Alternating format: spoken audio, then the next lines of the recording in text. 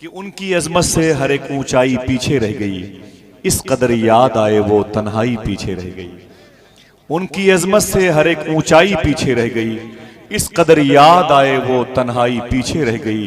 रहनुमाई कर रहा था किस कदर इश्क़ रसूल, दौलते दुनिया जो हमने पाई पीछे रह गई। रहनुमाई कर रहा था किस कदर इश्क़ रसूल, दौलते दुनिया जो हमने पाई पीछे रह गई।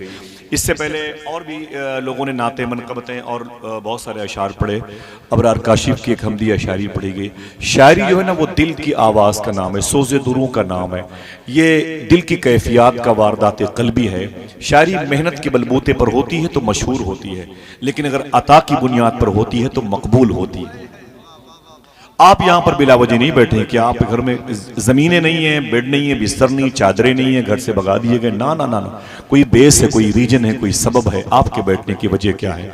मैं एक बात बताता हूँ, छोटी सी 1 से 1.5 मिनट की बात है। उसके बाद मुझे ना सुनना है और आपके कदमों के नीचे बैठ के सुनना भी है, उसे देखना भी है। लोगों ने कह रखा है कि ये मोहतरम शब्बीर बरकाती साहब बिलाल हबशी रज़ी अल्लाह तआला अन्हु की औलादों में से हैं।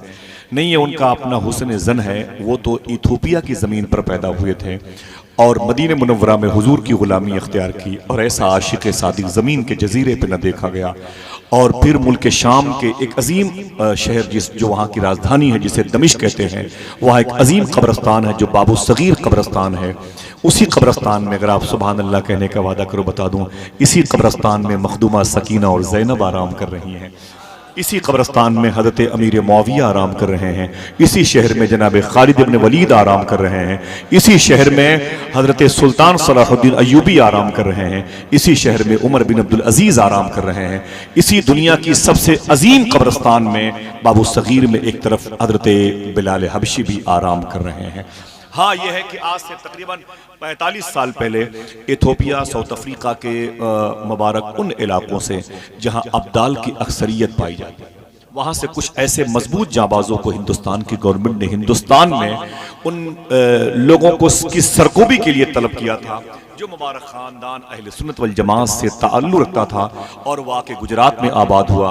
वहाँ की कोख से निकला, वो गोंडल में आया। उसी के करीब में उसकी शादी हुई। गोंडल कहाँ पर है? ये अहमदाबाद से तकरीबन 4 घंटे का फासला है। जाहिर सी बात है, यहाँ क्यों आए हैं? गोंडल से अहमदाबाद का सफ़र किया होगा, अहमदाबाद से बाई दिल्ली आए होंगे, दिल्ली से मुरादाबाद ज़िले का सफ़र किया होगा, फिर यहाँ से फिर वैसे ही सफ़र करके इन्हें वापस जाना है। इतनी लंबी मसाफत तय करने की वजह क्या है? एक बात करूं, बस उसे सुन लें ताकि आपके दिलों के अंदर भी वही नगमगी गालिब हो जो सैयद शबाहत मियां साहब क़िबला ने बयान फरमाई है। एक बड़े अजीम बुजुर्ग हैं जो मिस्र की ज़मीन पर हैं, जिनको इमाम बूसीरी कहा जाता है। बेवाओ स्वाद ये इमाम बूसीरी कहा जाता है। तकरीबन 35 साल तक अपने पाँव में फालिज का असर इतना गालिब पाया, रोते हुए रातें गुजारी हैं, रोते हुए सुबह गुजारी हैं। बड़े इलाज किए इमाम बूसीरी ने, लेकिन उनका पैर ठीक न हुआ, उनका पैर शिफा न पाया। बड़े बड़े मुस्तशफा गए, हॉस्पिटल गए, अतिबा डॉक्टरों के पास गए, ठीक न हुए। इमाम बूसीरी कहते मैं बड़ा परेशान हुआ, अब क्या करूं, किससे कहूं कि मेरे पैरों में दर्द है, मुझसे खड़ा नहीं हुआ जाता। अचानक वो कहते हैं फिर मेरी नज़र हुजूर की तरफ गई। मैंने कल्ब की आवाज़ सुनी कि अब हुजूर के अलावा किसी से न कहूँगा, किसी तबीब से किसी मतब में जाके न कहूँगा। इमाम बूसीरी कहते हैं मैंने कागज़ निकाला, कलम निकाला और एक नात लिखना शुरू कर दिया। दर्द बेदार हुआ तो नात लिखने लगे, कर्ब ने घेर लिया तो नात लिखी।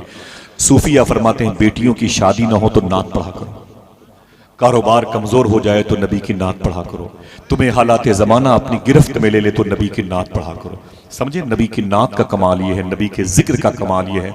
बकौल सूफी सुल्तान मियाँ, हुजूर के जिक्र का कमाल ये है कि हुजूर की मौजूदगी में होता है। इस जुमले को याद रखिएगा। इमाम बूसीरी कहते हैं मैंने नात लिखनी शुरू कर दी। अगर खुश होने का वादा करो बता दूं, अभी वो कहते हैं कि मैंने तकरीबन 160 अशआर लिखे थे। कितने? 160 अशआर लिखे मैंने। इमाम बूसीरी फरमाते हैं ये मिस्र की ज़मीन में आराम कर रहे हैं। वही मिस्र की ज़मीन है जहाँ पर शेख अबुल हसन शाज़ली आराम कर रहे हैं। वही मिस्र की ज़मीन है जहाँ गुंबद खदरा बनाने वाले शेख मंसूर कलाउनी आराम कर रहे हैं। इमाम बूसीरी कहते हैं मैंने 160 नात के शेर लिखे, कागज़ और कलम को तकिए के नीचे रखा, रोते रोते सो गया। कहते ख्वाब में हुजूर तशरीफ़ लाए। दिल से बोलो हुजूर आ सकते हैं कि नहीं? ना ना ना ना ना, जिसका अकीदा है वही बोले हुजूर आ सकते हैं कि नहीं। बोलो बोलो, आ सकते हैं कि नहीं? हमारा अकीदा है। हुजूर आपकी आवाज को जानते हैं कि नहीं जानते? हाँ, हमारे इत्तेकाद में तयक्कुन के साथ शामिल है। हम तो कहते हैं हुजूर हमें जानते। जो कहता है हुजूर ये नहीं जानते, हुजूर ये नहीं जानते, उससे बता दो कि हुजूर तेरे इस ना जानने को भी जानते। समझ रहे हैं? हुजूर तेरे इस ना जानने को भी जानते। इमाम बूसीरी कहते मेरे ख्वाब में हुजूर आ गए। जब मेरे आका सल्लल्लाहु अलैहि वसल्लम आए तो मैं वही नात हुजूर के सामने पढ़ने लगा। मेरे आका ने क्या फरमाया? मैं रोने लगा, मेरी आंख से आंसू निकले, मैं चुप हुआ तो हुजूर ने क्या फरमाया? बूसीरी जो नात तुमने लिखी है मुझे भी सुनाओ। ये चंद आवाजें आई हैं, इन आवाजों को मजबूत करो। मुझे अच्छा लगता है, क्या हंगामा शायरी है वो, बड़ी दुनिया देखी गई। इमाम बूसीरी कहते मुझसे हुजूर ने कहा जो नात तुमने लिखी है मुझे भी सुनाओ। तो इमाम बूसीरी कहते फिर मैंने वो नात साहिब नात के सामने पढ़ना शुरू किया। अगर खुश होने का वादा करो बता दूं वो नात कौन सी है? कौन ऐसा शख्स है जिसको उस नात का शेर याद नहीं?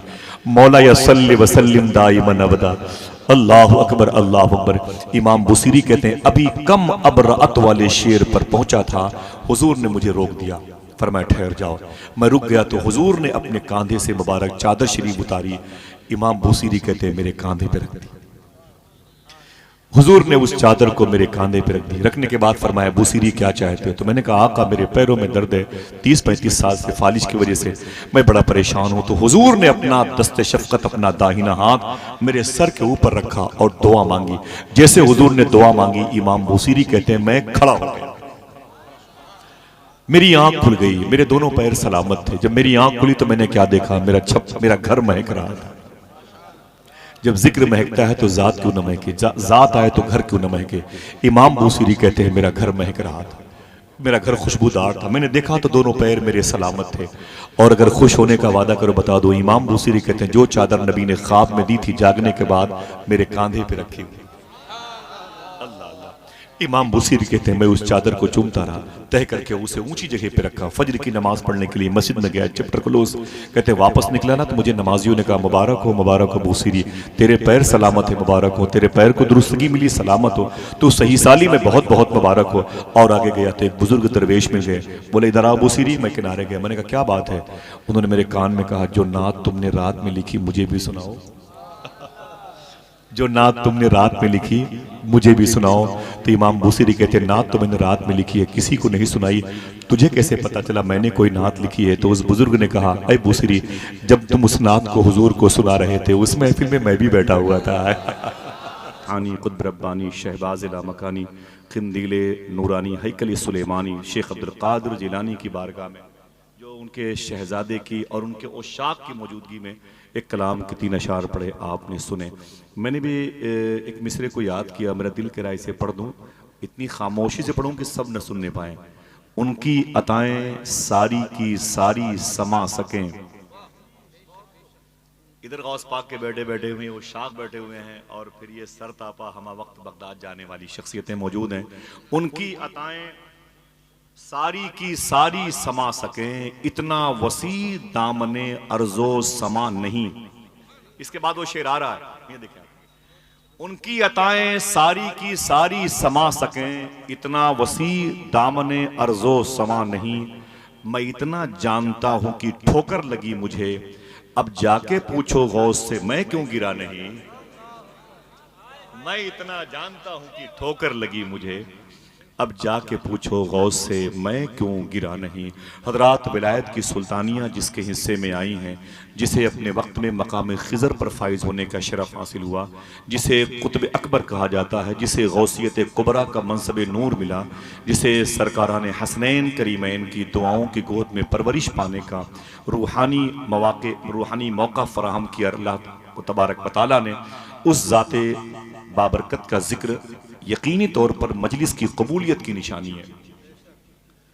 और भाई के इस कलाम पर मेरी दुआ है, ख़ास इस मजलिस में बैठने वालों के तवस्सुल से गौस पाक के शहजादे हैं, अल्लाह सबको ज़िंदगी में एक मरतबे बाबू शेख की ज़ियारत का शरफ अता फरमा दे।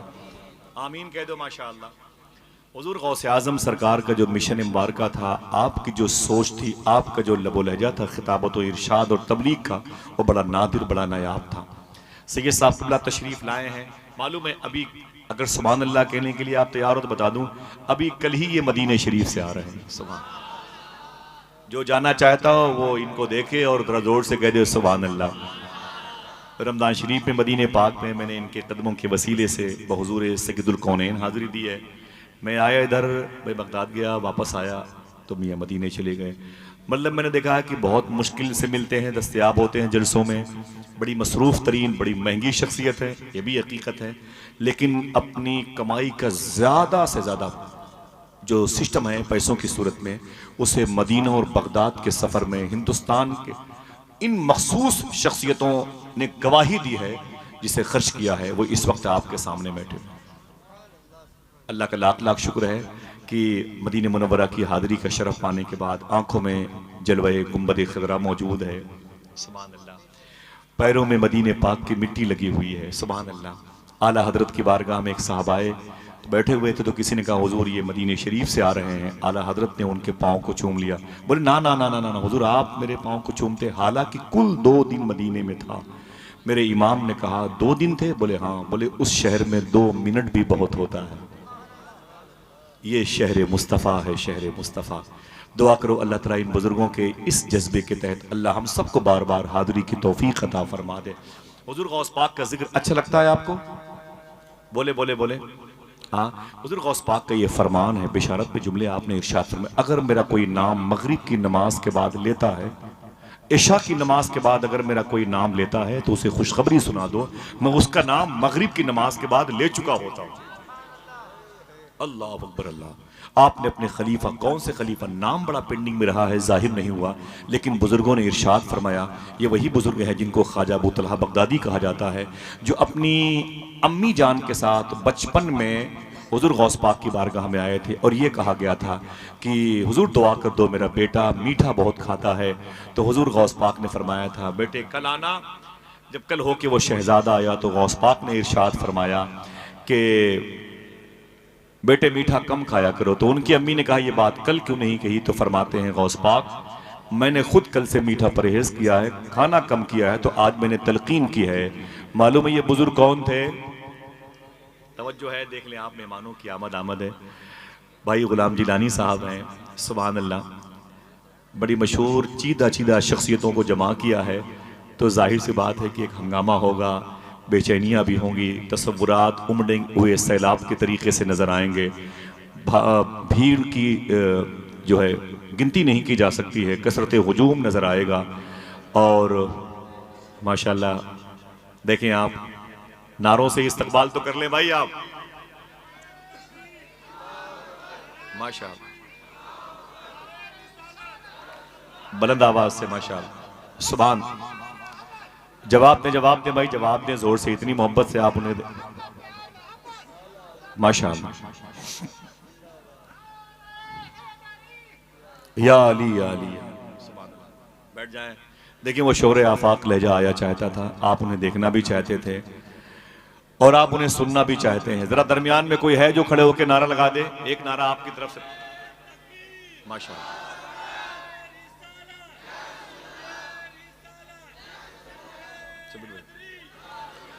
भाई भाई इजाजत दीजिए, इजाजत दे। माशाल्लाह जुलूस। सुभान अल्लाह। बैठ जाएं, आप सब बैठ जाएं। माशाल्लाह। सब लोग बैठ जाएं भाई, बैठ जाएं।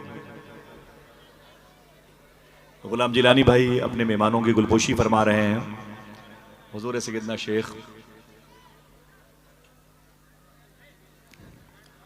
शेख अब्दुल कादिर जिलानी सरकार के शहजादे,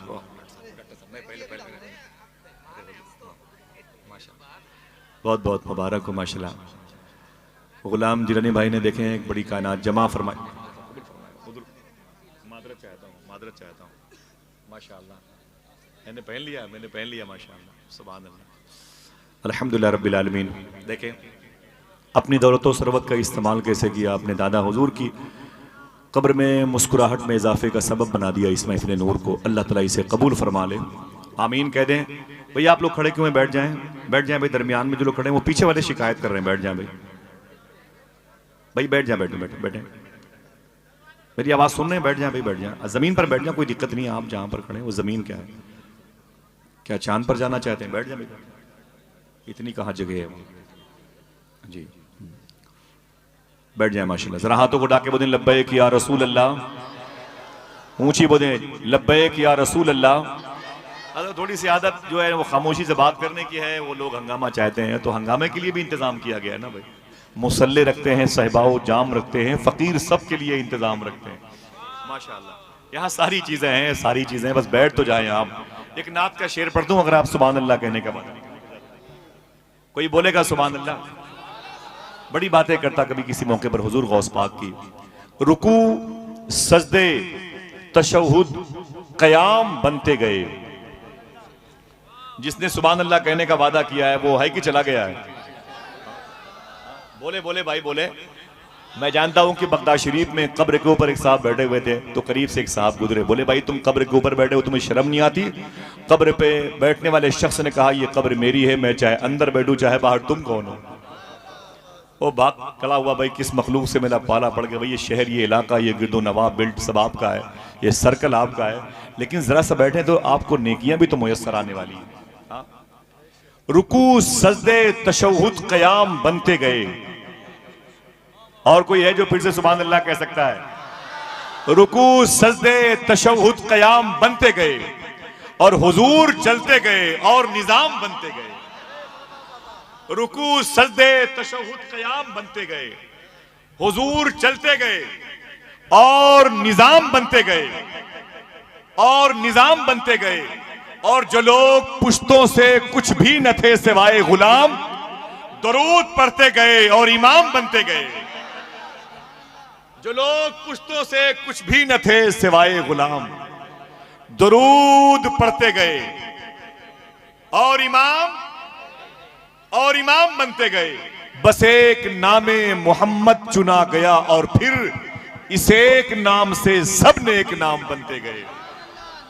देखिए अल्लाह के नबी के शहजादों की तरफ से ये इनामात आ रहे हैं, आपको नहीं, आपको तो अपने पैरों की मिट्टी मुझे देना है ताकि मेरी कब्र में तदफीन के वक्त वो काम आ जाए। मुझे सारी नेमतें तो इनसे वसूलनी है। उस शायर ने कहा रसूल पाक के प्यारों से भीख मांगते हैं, रसूल पाक के प्यारों से भीख मांगते हैं, ये बेसहारे सहारों से भीख मांगते हैं। रसूल पाक के प्यारों से भीख मांगते हैं, ये बेसहारे सहारों से भीख मांगते हैं। उन्हीं को मिलता है अल्लाह के खजानों से जो सैयदा के दुलारों से भीख मांगते हैं। जीते रहिए माशाल्लाह। अहले बैत से मोहब्बत करते हैं तो नारे भी लगा दे, नारे हैदरी। जरा हाथों को उठा के नारे हैदरी, नारे हैदरी। रसूल पाक के प्यारों से भीख मांगते हैं, ये बेसहारे सहारों से भीख मांगते हैं। उन्हीं को मिलता है अल्लाह के खजाने से जो सैयदा के दुलारों से भीख मांगते हैं। और बस एक अली को जो छोड़ा, बैठे हुए खत्म करते हुए, रसूल पाक के प्यारों से भीख मांगते हैं, ये बेसहारे सहारों से भीख मांगते हैं। उसी को मिलता है अल्लाह के खजाने से जो सैयदा के दुलारों से भीख मांगते हैं। बस एक अली को जो छोड़ा तो ये हुआ नुकसान, गली गली में हजारों से भीख मांगते हैं। बस एक अली को जो छोड़ा तो ये हुआ नुकसान, गली गली में हजारों से भीख मांगते हैं। और जिन्हें तबस्सुमे असगर ने कर दिया जख्मी, वही तो है जो इशारों में भीख मांगते हैं, वही तो है जो इशारों में भीख मांगते हैं। रसूल पाक के प्यारों से भीख मांगते हैं, ये बेसहारे सहारों से भीख मांगते हैं। अल्लाह का शुक्र है इस वक्त महफिल पर जो रंगो आहंग बरकतों का, रूहानियत का गलबा है वो इन उलमाए किराम के तवस्सुल से है। मैं बड़े अदब और एहतराम से इस वक्त आप हज़रात की बज़्म मोहब्बत में उसे पेश करूँ। हिंदुस्तान और पाकिस्तान का वह इलाका जो उर्दू ज़बान से मुतासिर है, जहाँ पर लोग बिगड़े हुए माहौल में कीमती गुफ्तगू सुन करके मुआशरे की इस्लाह चाहते हैं, वहाँ पर किसी न किसी मीडियाई ज़रिए से वो आवाज़ पहुँची है जो आवाज़ आपके शहर के करीब की है, जो आवाज़ जिनाटा शरीफ संभल मुरादाबाद की इस मुबारक बेल्ट की है, जिसने इस्लाही तमाम तर ममालिक में रहने वालों के कल्बो जिगर को हुजूर की मोहब्बत से आशना किया है। न जाने कितने वो लोग जो अपनी माँ की कदम बोसी से महरूम थे, जब इनकी गुफ्तगू सुन के अपने घर गए तो पूरी लाइफ अपनी माँ की पाकीज़ा तलबे के साहिबान में गुजारती। न जाने कितने ऐसे लोग हैं जो शराब खाने से निकलने को तैयार नहीं थे, गुफ्तगू सुनी तो आज मस्जिद के शिकम से बाहर आने को तैयार नहीं है। न जाने कितने ऐसे लोग हैं जिनको नमाज रोजे से इस कदर गफलत थी कि उनकी पहचान बेनमाजी की हैसियत से हुआ करती थी, लेकिन हुजूर गौस पाक के इस शहजादी की गुफ्तगू ने उनको सड़कों पे, चौराहों पर और बेआबान में, जंगलों में भी मुसल्ला बिछा के रब को याद करते हुए देखा गया है। ऐसी गुफ्तगू की ज़रूरत पूरे हिंदुस्तान में थी। बड़े बड़े डॉक्टर से, बड़े बड़े इंजीनियर से, बड़े बड़े वकला और बड़े बड़े जज हजरात भी आज उनकी तकरीर को सुनते हैं। यही नहीं, ये खुशखबरी भी आप सबके लिए है कि उनकी गुफ्तगू को सुन करके न जाने कितने गैरों को भी अल्लाह ने कलमा पढ़ने की तौफीक अता फरमाई है। आज हमारे हिंदू बरादरान भी उनकी गुफ्तगू को समाअत करते हैं और मैं उनके लिए दुआ करता हूँ अल्लाह उनको भी इहदिनस सिरातल मुस्तकीम पे चलने की तौफीक अता फरमाए। वो मजहब नहीं बताते जो हमारा खुद साख्ता है, वो गरीब नवाज का लाया हुआ इस्लाम बताते हैं। वो इस्लाम कैसा था कि अजमेर शरीफ में अगर कोई हिंदू शख्स की लड़की जवान होती तो उसकी शादी की फिक्र उसके बाप से ज़्यादा गरीब नवाज को रहा करती थी। मुझे ये इस्लाम सिखाया है इन बुजुर्गों ने। अल्लाह का बड़ा शुक्र है, बड़ा करम है, इस वक्त वो मदीने शरीफ से तशरीफ़ ला रहे हैं। जो मदीना जाना चाहता हो लब्बैक या रसूल अल्लाह के नारे लगाए, ताकि मुझे यह एहसास हो जाए यहाँ मदीने से आने वाले लोग भी हैं और मदीने जाने वाले लोग भी हैं। सबके हाथ उठे हुए हों लब्बैक या रसूल अल्लाह कहते हुए। देखिए कोई बाकी तो नहीं है, फिर से बोले जरा ऊंची आवाज में। चलेंगे इंशाअल्लाह। वो नात भी पढ़ते हैं, फिर मदीना लेके भी जाते हैं, बगदाद दिखाते हैं। दुआ भी हम और आप करें, आवाज़े दर्द को मेरी इतनी रसाई दे, जब नात वो पढ़े तो मदीना दिखाई दे।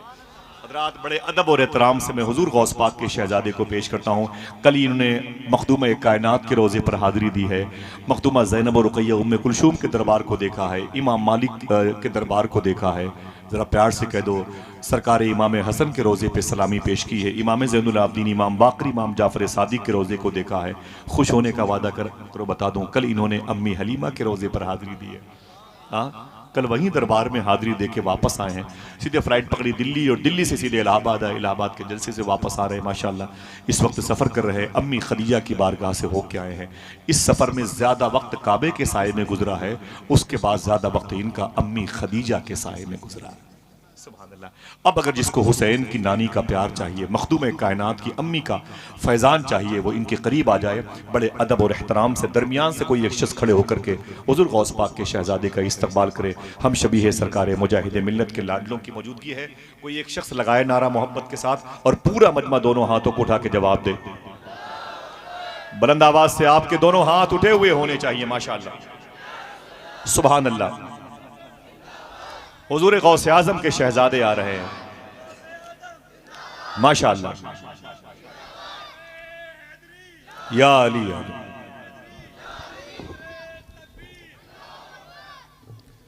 बहुत बहुत मुबारकबाद आप सबके लिए कि आप इस वक्त मुबारक वजूद, मुबारक खिताब, उलमाए किराम की मौजूदगी, मशाइख उज़ाम की मौजूदगी से इस्तिफ़ादा करना चाहते हैं। अल्लाह आपकी नेकियों की ज़ंबील को बावज़न फरमाए। तबर्रुक है ये धज्जियाँ मेरे बाद, मिसालों में ज़िक्र वफ़ा आएगा, चलेगी मेरी दास्तां मेरे बाद। बुज़ुर्गों का, सलाफ़ का, काबरी का, मशाइख का इस कदर फैज़ान शरीक सफ़र था कि ये महफ़िल नूर बुक़्क़े नूर बन गई है। मेरे भाई जनाब इज़्ज़त माब ग़ुलाम जिलानी साहब के ससुर मखतूम यहाँ पे बैठे हुए हैं। मोहतरम महमूद भाई, वो नाते मुस्तफ़ा सल्लल्लाहु अलैहि वसल्लम के चंद मिसरों से अपनी शिरकत यकीनी बनाना चाहते हैं। आलमी आवाज़, आफाकी आवाज़ के मालिक मोहतरम शब्बीर बरकाती साहब से पहले मैं गुजारिश कर रहा हूँ मोहतरम महमूद साहब से वो तशरीफ़ लाएँ। बैठे आप लोग, आहिस्ता आहिस्ता वहाँ पर पहुँच रहे हैं जहाँ पर एक बहुत ही मुबारक आवाज़ आपका इंतज़ार कर रही है।